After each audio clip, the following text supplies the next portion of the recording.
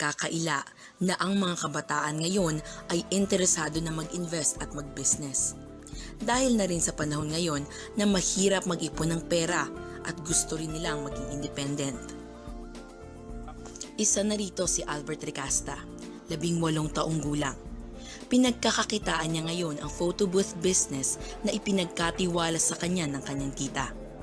Nagsimula lang daw ang business noong bumili sila ng DSLR camera at naisipan nila itong pagkakitaan.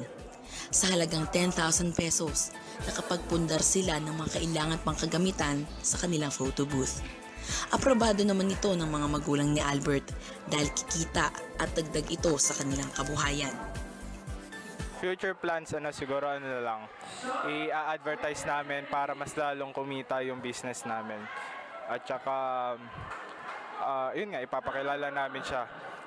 Ayun, para kumita talaga. Yung benefits na nakukuha namin dito, siguro, nakakapagpasaya kami ng mga seniors. Tsaka, siyempre, yung mga bata talaga. Kasi picture yun. Uso talaga yun ngayon. May iba pa bang plano ako na balak i-invest? Siguro, dahil applied mathematics naman yung kinuha ko, siguro magtatayo ako ng hardware. Ayun, magandang siguro business yon at magma-market naman siguro yun. Si AJ Adan naman ay kasama sa networking ng Uno International Corporation.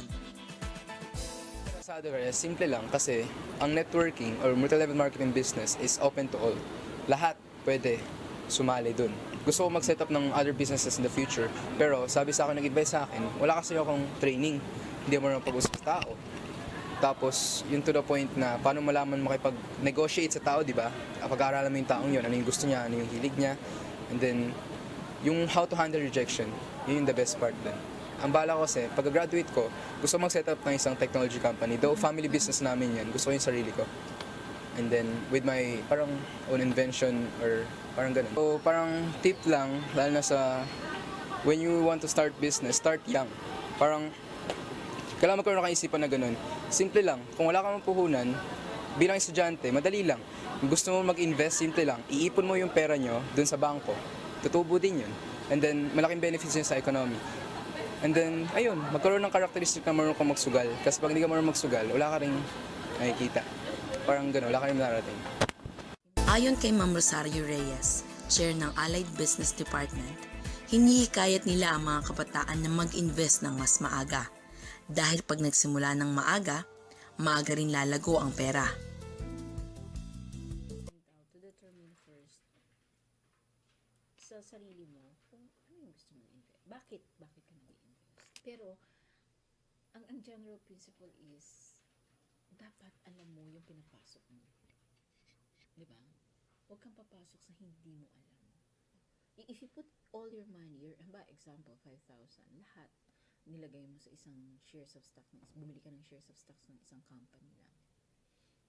Ano mangyayari? Pag bumagsak yung stock price, edi talo.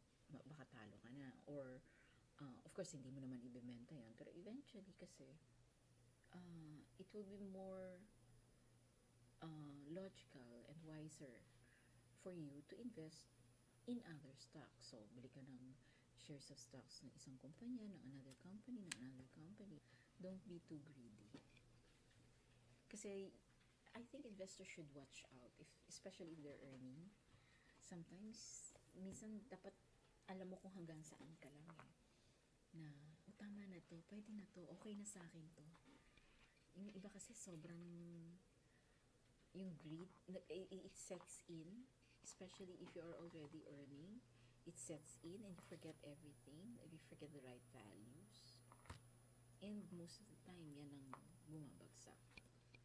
A lot of investors goes down because of greed. So that's one important thing. Tama na yung kumita ng, mag-set ka sa sarili mo kung magkano. Ito yung kaya ko i-tolerate. Payo pa ni Ma'am Reyes, mag-ipon at mag-invest para matabunan ng inflation. Mag-invest sa maraming stock market. Nasa kabataan ang desisyon kung gusto niya mag-invest.